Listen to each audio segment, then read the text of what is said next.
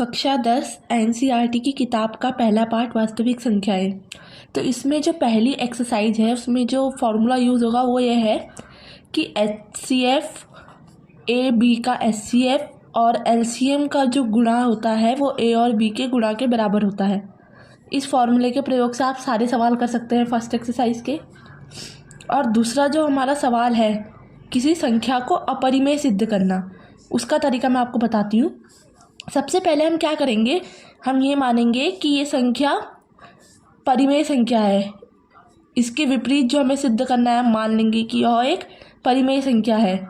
और परिमेय संख्या है तो इसमें एक परिमेय संख्या है और हम इसको क्या कह सकते हैं कि बी और ए में एक के अतिरिक्त कोई अभाज्य गुणनखंड नहीं है, अभाज्य सार्वनिष्ठ गुणनखंड नहीं है।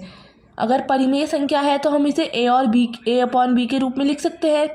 और ए और बी जो है, ए व बी में 1 के अलावा कोई भी कॉमन फैक्टर नहीं है। अगर जैसे हम समझ लें 3/2, क्योंकि अगर इनके नीचे कॉमन फैक्टर हो जाएगा तो एक पूर्ण संख्या ऐसे बन जाएगी ना। तो हमें इसको परिमेय संख्या के रूप में लिखना है, तो हम क्या मानेंगे कि इसमें सिर्फ एक इनका कॉमन फैक्टर है। अभाज्य सार्वनिष्ठ गुणनखंड क्या है, सिर्फ एक है।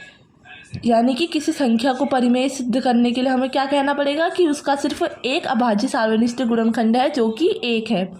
अब हम इसको सिद्ध करने में आगे बढ़ते हैं। b/5 बराबर a, b² 5 is equal to a²।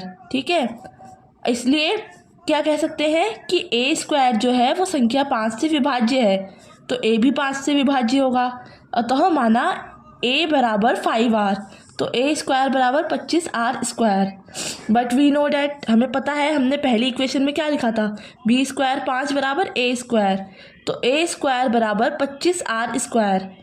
अब दो इक्वेशन हो गई 1 और 2, तो अब इन दोनों को जब हम बराबर करेंगे तो क्या पता चलेगा हमें कि a² b² 5 और 25r² के बराबर है। यानी कि 5b² और 25r² भी बराबर है। b² is equal to 5r²। b² संख्या 5 से विभाज्य है, तो b भी 5 से विभाज्य होगा। b भी 5 से विभाज्य है, a भी 5 से विभाज्य है। लेकिन हमने क्या बोला था कि ये संख्या परिमेय है और इसका सिर्फ एक कॉमन फैक्टर है जो कि 1 है। लेकिन यहाँ पे हमारे जो अवधारणा है वो गलत सिद्ध हो रही है, क्योंकि 5 भी और a का कॉमन फैक्टर आ गया है।